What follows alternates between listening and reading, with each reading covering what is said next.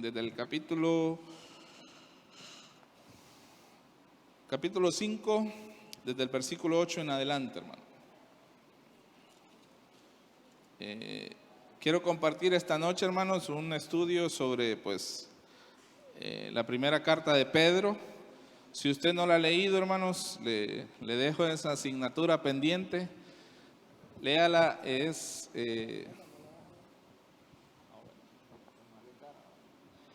una carta, mejor dicho, o un libro, si lo queremos ver así, hermanos, que tiene mucha riqueza en cuanto a nuestra fe, a qué nos espera cuando decidimos seguir a Cristo, hermanos, cuando decidimos renunciar al pasado, hermanos, y optar a una vida nueva. Pero ¿qué se puede decir? ¿Qué requisitos trae esa vida nueva? Y particularmente en la primera carta de Pedro, hermano, habla acerca de todas estas situaciones, y es lo que quiero compartir esta noche con ustedes, hermanos. Dice la Biblia, hermanos, honrando al Padre, al Hijo y al Espíritu Santo.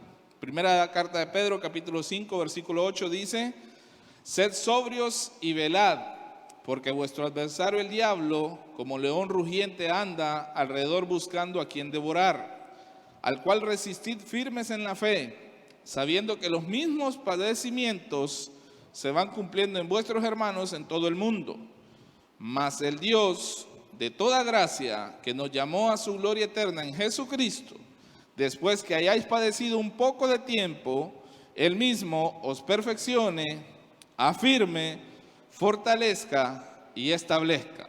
Que el Señor añada bendición a su palabra, hermanos. Poco a poco les voy a ir mencionando cuáles son, si se puede decir, los 4 deseos que quiere Pedro, no solamente para la iglesia de esa época, hermanos, que fue la primera iglesia que se fundó, sino para la iglesia de la actualidad, hermanos, porque la palabra de Dios es atemporal, fue, es y será para todos, hermanos. El mensaje de la palabra, el sentido central de la palabra, hermanos, es ofrecer salvación a la humanidad, y es lo que sigue haciendo la palabra de Dios. Entonces, la primera carta de Pedro, hermanos, se escribió alrededor del año 60 al 64 después de Cristo.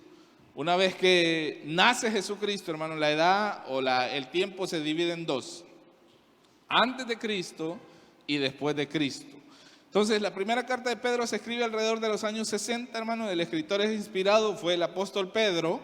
Es inspirado por el Espíritu para alentar a los judíos que están dispersos en Asia sobre la persecución venidera. La iglesia de Asia, hermanos, en ese tiempo ya estaba sufriendo persecución. Ya habían sido dispersos los primeros, se puede decir, discípulos, o los primeros hombres que compartieron con Jesús. Dice que cuando Jesús muere, hermanos, empieza la persecución en Jerusalén. Después el libro de los Hechos relata esto, y muchos judíos dice que salieron dispersos. Entonces, Pedro fue encomendado por el Espíritu Santo, hermanos, a predicar el evangelio a los judíos. Y Pablo, por consecuencia, fue mandado o comandado para predicar el evangelio a los gentiles, que en ese caso nos abarca a nosotros. Pero Pedro, hermanos, escribe esta carta tratando de alentar a aquellos que ya están en persecución, aquellos que ya están siendo perseguidos por causa del evangelio, y quiere alentarlos escribiéndoles una carta. Pero pareciera, hermanos, que la carta es de buenas noticias, pero no. Más bien les sobreadvierte que van a venir más persecuciones todavía, y es los pasajes que nosotros leíamos, que a pesar de lo que ya están viviendo, van a seguir viviendo más persecución.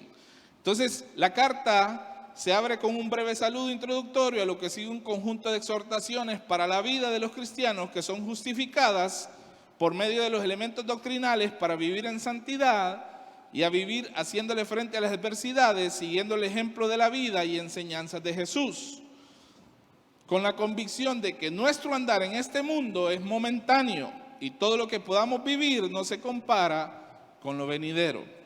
El capítulo 1 y el capítulo 2, hermanos, son doctrinales, son de enseñanza. Nos enseñan básicamente, hermanos, cuál es nuestra nueva vida en Cristo, cuál es la manera en que Dios quiere que vivamos nuestra manera. Entonces nos implica, hermanos, una esperanza viva, la manera en que nosotros debemos de reconocer a Jesús y darle el lugar que Él se merece, y por consecuencia vivir una vida apegada a lo que Dios quiere que nosotros vivamos. En el capítulo 3, 4 y 5, hermanos, es cómo ponemos en práctica esa doctrina. Ayer hablábamos con los hombres, hermanos, una prédica como la que el pastor predicó el domingo, él señala los síntomas a través de la palabra. Es como un doctor examinándonos, dándonos los síntomas de la enfermedad que tenemos. Pero no solamente la enfermedad nos declara, sino que también nos da una medicina. Y si la queremos aplicar en nuestra vida, probablemente vamos a sanar más rápido. Pero si queremos obviar lo que el médico de médicos está diciendo, entonces probablemente la dolencia o el malestar lo vamos a seguir cargando. ¿No le ha tocado ir a usted al doctor, hermano, y el doctor le da medicina y usted dice, nah, esto no me va a llegar? Y no se lo toma y prefiere estar con el dolor, prefiere estar con el malestar antes de tomarse el medicamento que quizá el doctor le había dado, porque probablemente lo tomó antes, dice usted, y no le llegó como quisiera. Entonces, mire, hermano, quiero contarles esto. La persecución de los cristianos, hermano, inicia desde el año 0, por decirlo así. ¿Por qué? Porque la enseñanza de Jesús no compatibilizaba con lo que se estaba viviendo. El ministerio de Jesús dura aproximadamente desde su nacimiento hasta su muerte un alrededor de 33, 34 años, para precisar. A partir de ahí inicia una persecución contra los que ahora se llaman cristianos, que son los seguidores de Cristo. La misma Biblia lo menciona. Roma, hermanos, era, se puede decir, la capital del mundo. Roma era, hermanos, la ciudad donde todas las religiones, todas las nacionalidades del mundo iban a parar, porque ahí estaba, como decir, el centro de todo. En ese tiempo, hermanos, el emperador que gobernaba Roma era Nerón. No sé si usted sabe, hermanos, la historia de Nerón, o al menos tiene una idea de lo que hizo Nerón en Roma. Nerón, hermanos, fue de los peores, se puede decir, gobernadores o emperadores de Roma. Llevó la vida, hermanos, a tal punto, a tal degradación, hermanos, donde no había respeto por la vida, no había respeto por la moral, no había respeto por nada. En el año 64, Roma sufre un incendio que devasta la mitad de la ciudad.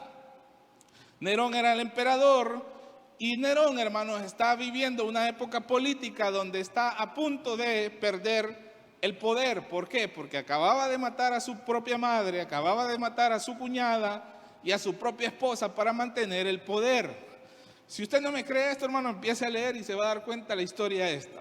Entonces, Nerón está tambaleándose y en Roma se desarrollaban los juegos, se puede decir los Juegos Olímpicos, por decirlo así. Eran el Coliseo Romano, era un tipo de justa donde hombres, guerreros romanos peleaban, y la carnada, hermanos, para esos guerreros eran los cristianos precisamente, hombres y mujeres que no tenían absolutamente nada y la suerte que les tocaba era morir en el circo romano.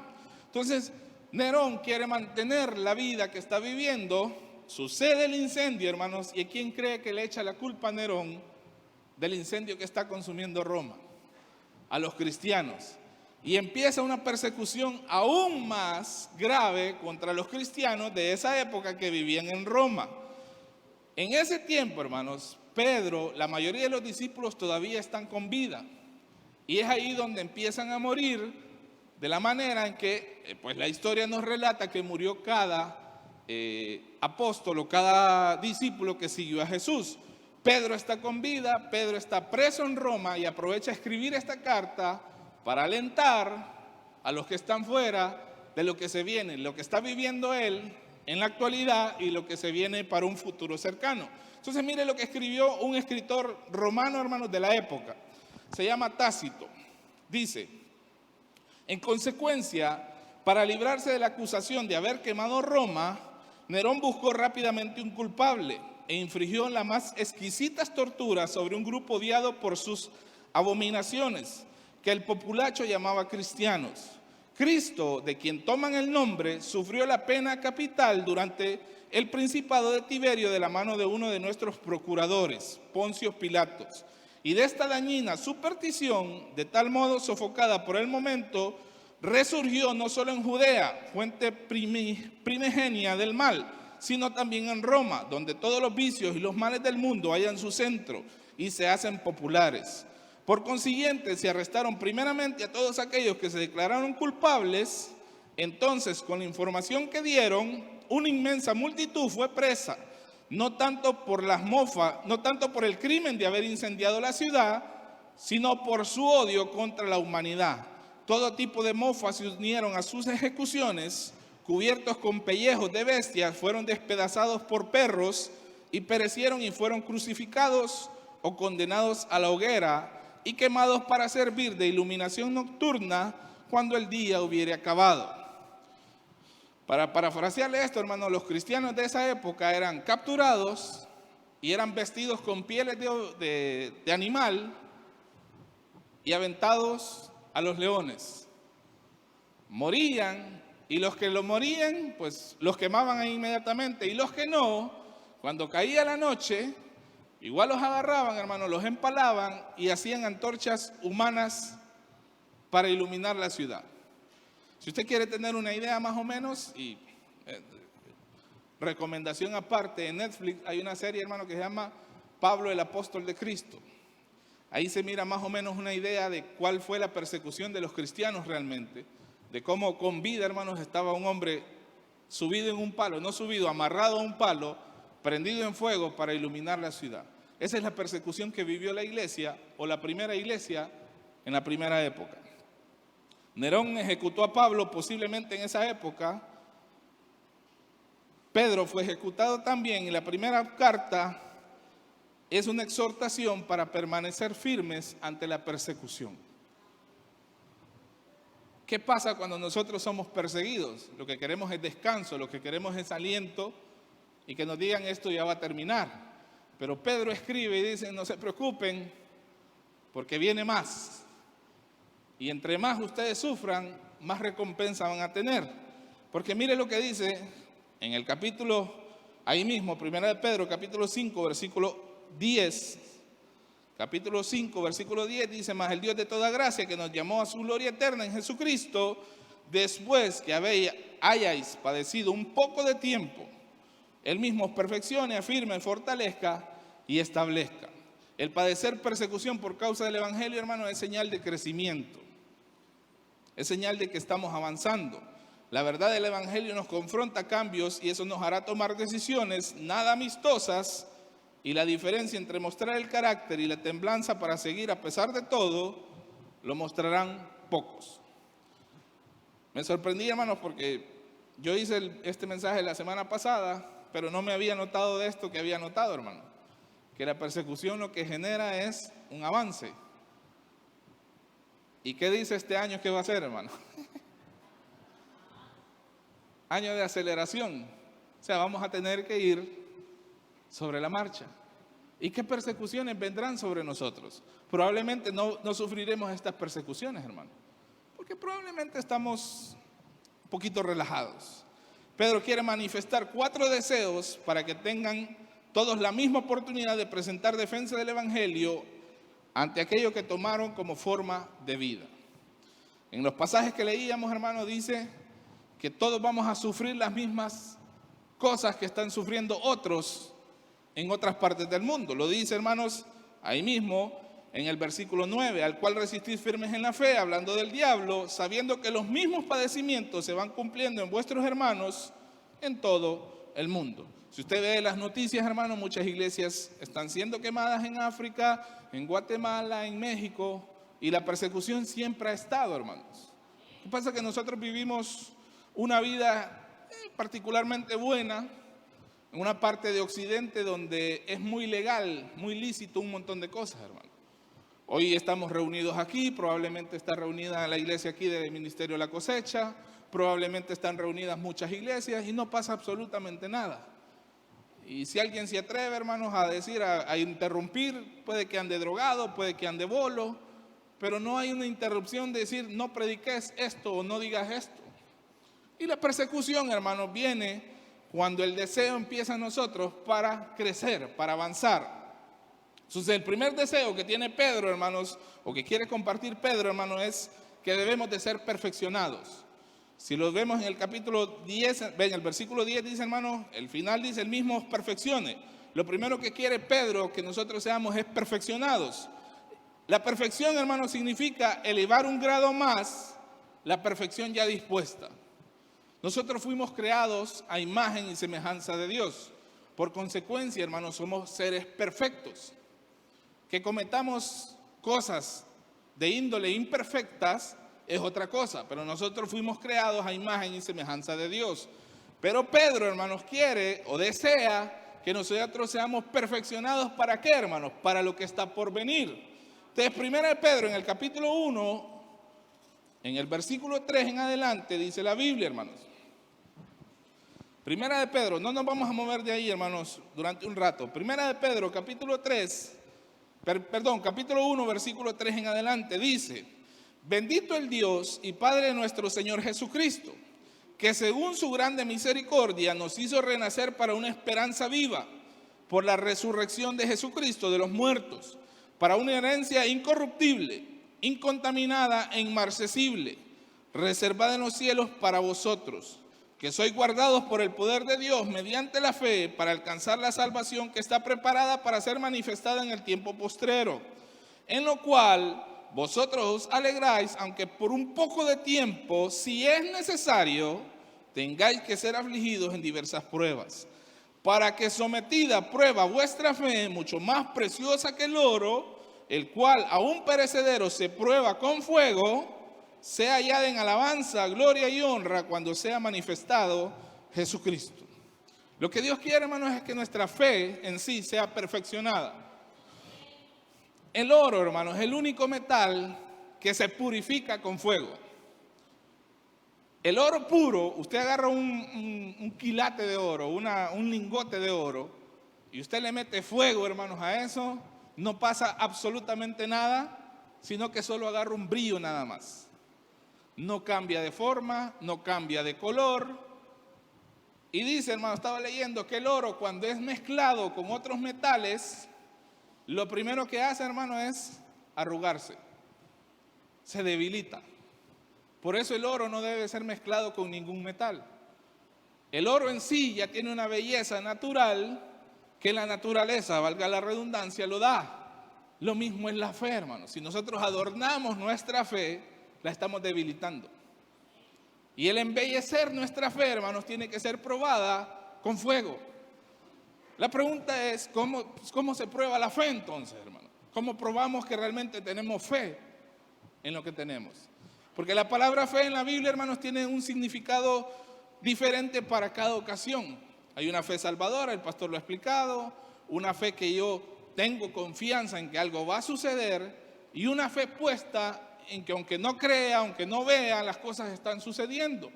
Y la salvación viene por esa parte, hermanos, por esa fe que crea o no crea, hermanos, la salvación está ahí. Por eso dice en los primeros pasajes, hermanos, dice que es una herencia incorruptible, incontaminada e inmarcesible. Inmarcesible significa, hermanos, que no cambia, no se marchita, sigue siendo la misma. La misma salvación que le ofrecieron a los apóstoles, la misma salvación que le ofrecieron a los primeros cristianos, es la misma salvación que nos están ofreciendo actualmente a nosotros. Entonces, el primer deseo de Pedro, hermanos, es que seamos perfeccionados en nuestra fe, que seamos perfeccionados. Lo importante de nacer de nuevo, hermanos, es la posibilidad que tenemos de recuperar nuestro estado original para recuperar el lugar que perdimos cuando pecamos. El ser perfeccionados nos hace vivir con la esperanza viva de que pronto veremos nuestra redención.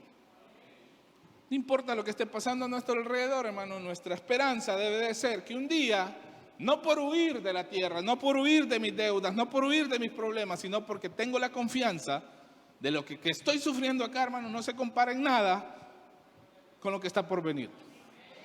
Y esa debe de ser nuestra esperanza. Lo segundo, hermanos, el segundo deseo de Pedro es que debemos de ser afirmados. Primero debemos ser perfeccionados, luego afirmados. La Biblia dice, hermanos, o significa afirmar, poner firme una cosa, sujeta para que no se caiga, afianzar, atar, apuntalar, atirantar, apisonar, cimentar.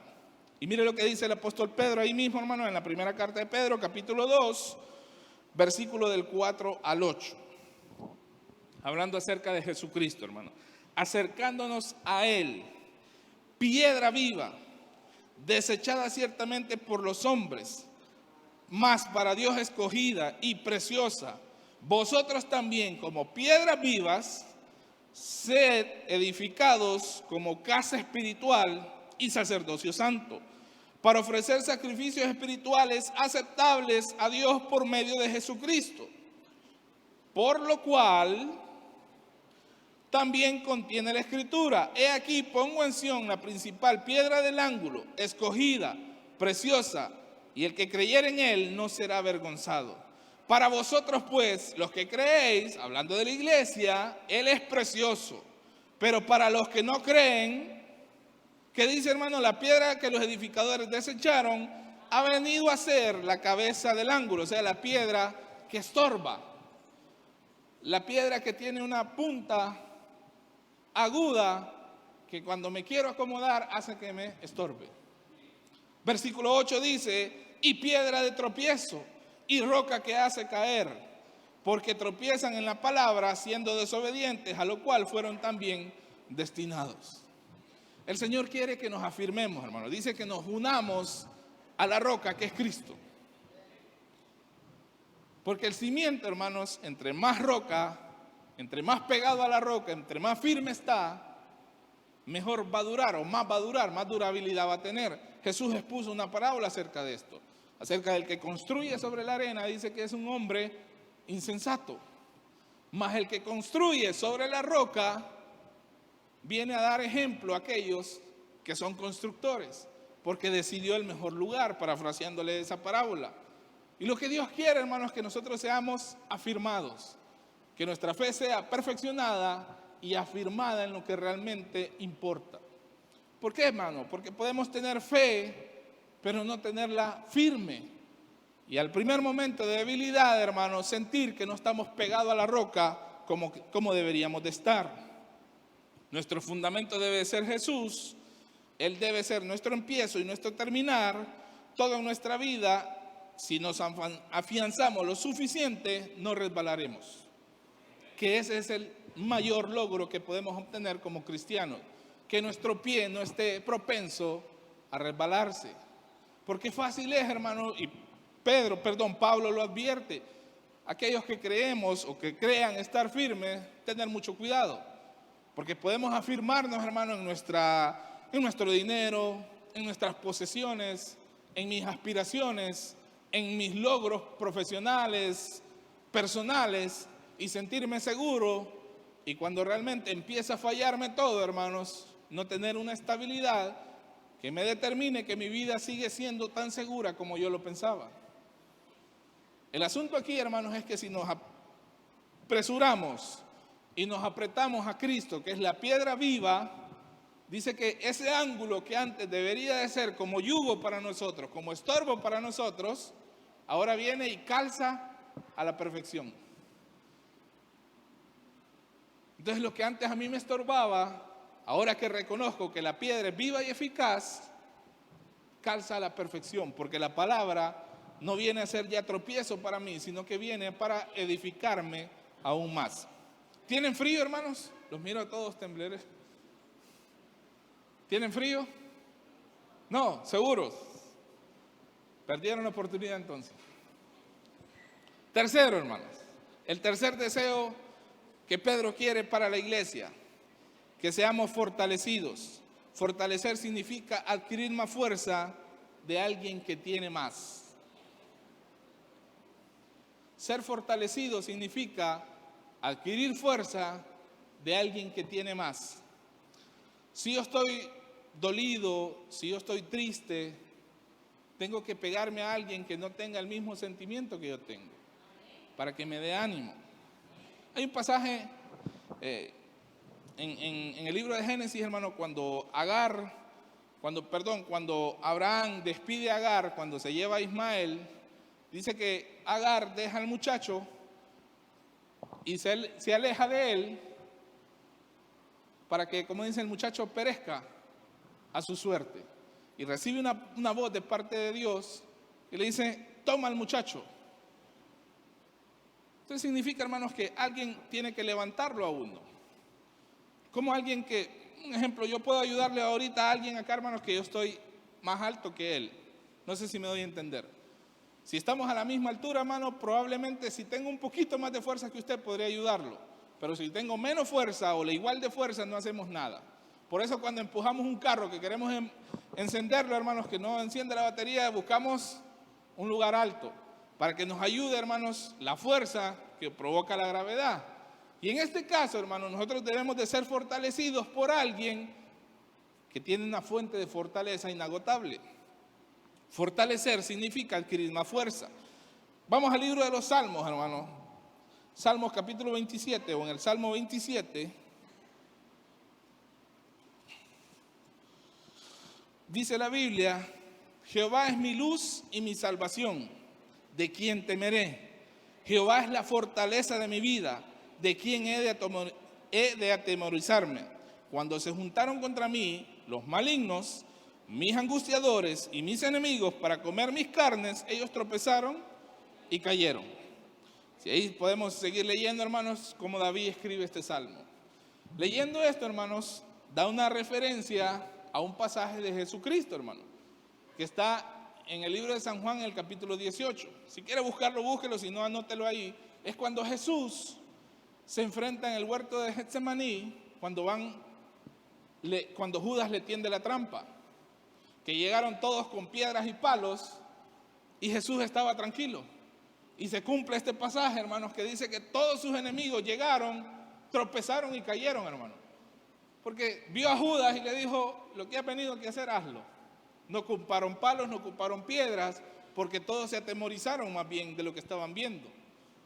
Y Pedro escribe esto, hermanos, sabiendo cómo Jesús les afirmaba con palabras, con ejemplo de lo que estaban por vivir, hermano. Y mire lo que dice Primera de Pedro. Y si vamos a Primera de Pedro, capítulo 3, versículo 13 en adelante, hermano. Primera de Pedro, capítulo 3, versículo 13 dice: ¿y quién es aquel que os podrá hacer nos podrá hacer daño si vosotros seguís el bien? Mas también si alguna cosa padecéis por causa de la justicia, bienaventurados sois. Por tanto, no os amedrentéis por temor de ellos, ni os conturbéis, sino santificad a Dios, el Señor, en vuestros corazones, y estad siempre preparados para presentar defensa con mansedumbre y reverencia ante todo el que os demande razón de la esperanza que hay en vosotros, teniendo buena conciencia, para que los que murmuran de vosotros como de malhechores sean avergonzados, los que calumnian vuestra buena conducta en Cristo. Porque mejor es que padezcáis haciendo el bien, si la voluntad de Dios así lo quiere, que haciendo el mal. Entonces, mire, hermano, la manera de fortalecer nuestra fe es ponerla a prueba. Se pone a prueba con fuego, se perfecciona, se afirma, hermanos, creyendo que mi fe es lo que me va a salvar a mí, que tengo una esperanza viva de que la promesa que un día Jesús hizo la va a cumplir. Pero se fortalece más cuando es atacada mi fe, hermano. Cuando yo puedo defender mi fe. Eso se llama apología. Y yo le pregunto a usted, hermano, yo soy recurrente en esto. Si mañana se aprueba la ley del aborto, ¿qué piensa usted, hermano?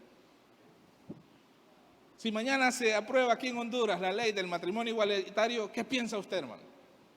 ¿Sale corriendo? Dice: viene el anticristo. ¿O le hace frente con su fe, sus creencias y su convicción, que dice: nada de lo que pase alrededor mío me va a cambiar? Yo sigo creyendo lo que creo, sigo confiando en lo que confío y nada me va a mover. Nosotros estamos preocupados porque si se aprueba esto, no se aprueba. Porque tenemos miedo de defender nuestra fe. A usted platica con un testigo de Jehová, hermanos, están entrenados, hermano, a defender su postura. Y si usted lo saca un poquito de ahí, hermano, ellos mismos vuelven a defender lo que ellos creen. Y no se trata, hermano, de discutir, porque dice la Biblia, la misma Biblia dice que no es para crear discusiones, hermano. Pero muchas veces, hermano, la vez pasada se los mencionaba, y se los vuelvo a decir, hermanos, cuando un hijo de un judío y una judía nace, hermanos, 100% va a ser judío. Cuando un hijo de un árabe y una árabe nace, hermanos, 100% va a ser islam. Y cuando un cristiano nace de una cristiana y un cristiano, probablemente él va a decidir cuando tenga la edad. No solamente ahora la religión, sino que su sexo, su género, porque tenemos que decidirlo.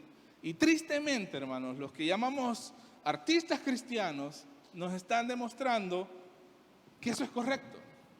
Y se lo voy a mencionar. Hay un caso muy famoso, hermano, una pareja muy famosa, son jóvenes, van a tener un hijo, es varón, ya dijeron, pero le van a poner Índigo de nombre. Suena bonito, pero le van a poner Índigo para que él decida si va a ser hombre o mujer, de un matrimonio cristiano. Si a usted no le parece ilógico, su fe necesita ser afirmada. Varón y hembra los creó Dios. Justo, no lo podemos cambiar ya. 4, hermano. Cuarto deseo que quiere Pedro. Que seamos establecidos. Establecer significa hacer que empiece a funcionar una cosa para el propósito que fue creado. El establecer una empresa significa, hermanos, poner en marcha la empresa, que funcione todo como debe de funcionar. Y si hay algo que corregir, pues se corrige, pero la maquinaria ya está funcionando. Y nosotros debemos de ser establecidos, poner en práctica, poner en marcha lo que ya hemos recibido, hermano. Capítulo 4, versículo 12. 4:12, hermanos, en adelante. Amados, no os sorprendáis del fuego de la prueba que os ha sobrevenido, como si alguna cosa extraña os aconteciese. Ustedes ya deben de saber eso. Sino gozaos por cuanto sois participantes de los padecimientos de Cristo, para que también en la revelación de su gloria os gocéis con gran alegría. Si sois vituperados en el nombre de Cristo, sois bienaventurados, porque el glorioso Espíritu de Dios reposa sobre vosotros. Ciertamente de parte de ellos Él es blasfemado, pero por vosotros es glorificado. Así que ninguno de vosotros padezca como homicida o ladrón o malhechor o por entremeterse en lo ajeno. No sea chismoso, pues. Pero si alguno padece como cristiano, no se avergüence, sino glorifique a Dios por ello. Porque es tiempo de que el juicio comience ¿por dónde, hermano? Por la casa de Dios. Y si primero comienza por nosotros, ¿cuál será el fin de aquellos que no obedecen el evangelio? Y si el justo con dificultad se salva, ¿en dónde aparecerá el impío y el pecador? De modo que los que padecen según la voluntad de Dios encomienden sus almas al fiel Creador y hagan el bien. La vida cristiana, hermanos, tiene un final fundamental: que Cristo sea glorificado en nosotros. Que la gloria se la lleve Él, no nosotros. Y ese fundamento solo se da, hermanos, cuando somos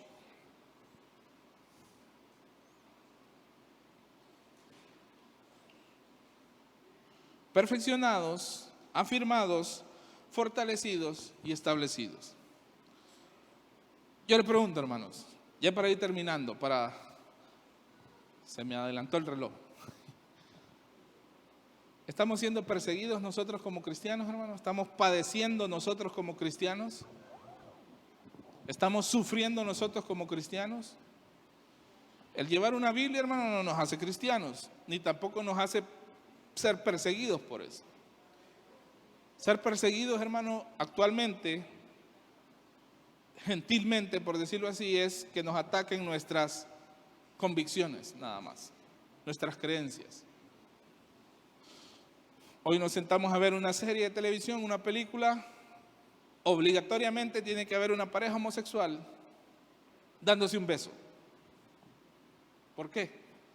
No era parte de la trama de la película, pero se dieron un beso.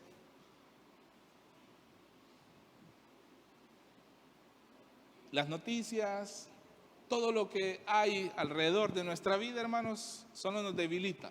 Y yo no le estoy diciendo deje redes sociales, haga lo que usted quiera.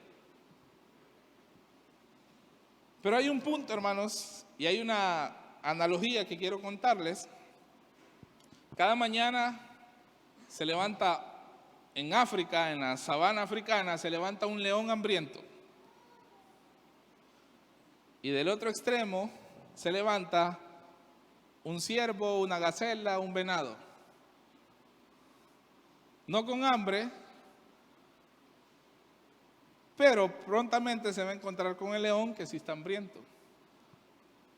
Los dos tienen que correr uno más rápido que el otro, si quieren alcanzar su objetivo. El león tiene que correr más rápido que la gacela o que el venado si quiere comer. Y la gacela tiene que correr más rápido que el león si no quiere ser comido. Y es una lucha que a diario se libra en la sabana africana. Si leímos en el pasaje, hermanos, vamos nuevamente, Primera de Pedro, capítulo 5, versículo 8, dice: sed sobrios y velad, porque vuestro adversario el diablo, como león, no dice que es un león, como un león rugiente, o sea que anda hambriento, anda alrededor buscando a quien devorar. El diablo no está detenido, hermanos, esperando que usted peque, viendo la película o el video que no debe de ver, o mensajeando con la persona que no debe mensajear. No, él anda rodeando. Y si lo ve débil, hermano, se lo come. La naturaleza es tan perfecta, hermanos. Dice, cuenta un hombre, hermanos, que hay una manada de venado, de animales, hermanos, gacela, lo que sea, y el león está hambriento, dice que va a correr. ¿De quién cree que va a correr, hermano? ¿Detrás de quién va a correr? Del más débil. Y la mamá gacela, papá gacela, no se va a poder regresar porque probablemente también va a ser devorado. Entonces tiene que correr lo más rápido posible. Y sorprendentemente, hermano, las gacelas, dice, cuando el león atrapa a la gacela, todas se detienen y empiezan a comer nuevamente. Porque dicen, el león ya comió, va a estar tranquilo por un ratito. ¿Qué hacemos nosotros, hermano? Dice que la naturaleza nos obliga a seguir corriendo, corriendo y corriendo, a pesar de que no estamos en problemas. Por eso el proverbio dice, creo que es el proverbio que dice que el impío huye sin que lo persigan. Y nos andamos escondiendo de que el pastor, de la pastora se dé cuenta de lo que hacemos, pero nos olvidamos que hay alguien más que nos está viendo, y es Dios. Y tambaleamos porque no estamos pegados a la roca viva, que es Cristo Jesús. Se los dejo como reflexión final, hermanos.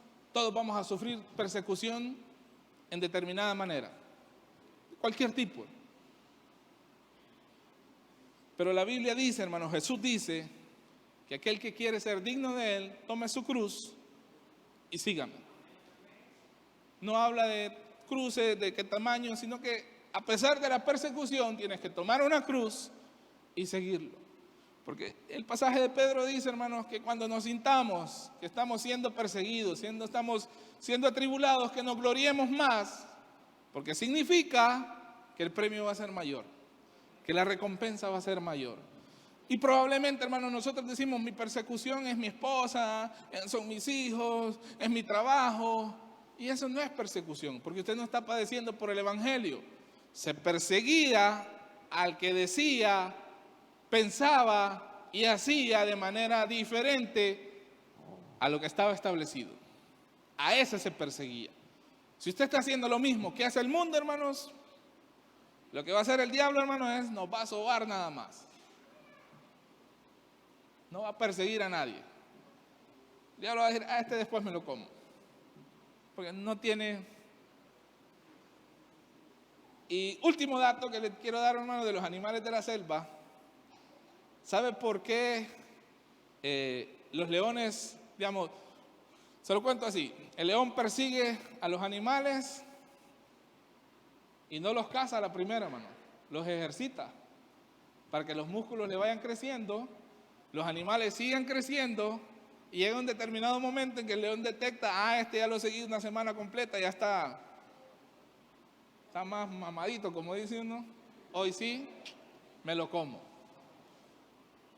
Pero como quedó fuera de la manada, como quedó fuera del grupo, fue carnada fácil. Y eso es lo que el diablo está esperando, hermano. Que nos sintamos seguros en nuestra fe, pero no está afirmada, no está perfeccionada, no está establecida. Y aquellos que creemos tener fe, resulta que el diablo nos devoró y ni cuenta nos dimos. Y termino con esto, hermano. Hay un pasaje en Ageo. Dice, meditad sobre vuestros caminos. Meditad si lo que están haciendo hoy vale la pena. Trabajad mucho y recogéis poco. Y todo lo que trabajás lo echás en un jornal roto. Tu enfermedad, tu dificultad probablemente sea, hermanos, que estamos corriendo, pero solamente para decir que estamos activos. Pero no hay una afirmación, no hay una perfección, no hay una fortaleza ni un establecimiento en nuestra vida para que diga que lo que hoy estamos viviendo es lo que Dios quiere y para darnos eso que tanto nos prometió. Así que le voy a pedir que se ponga de pie, hermano. Y en actitud de adoración le voy a pedir a David que venga.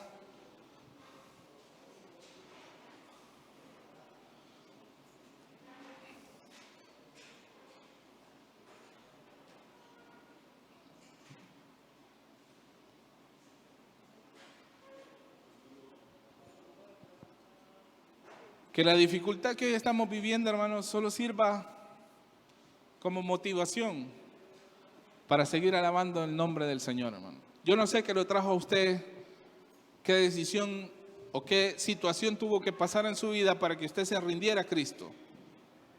Quizá estaba al borde de la muerte, quizá algún familiar suyo estuvo, está o estará al borde de la muerte y usted quiere estar seguro, creyendo que Dios tiene el control de la situación.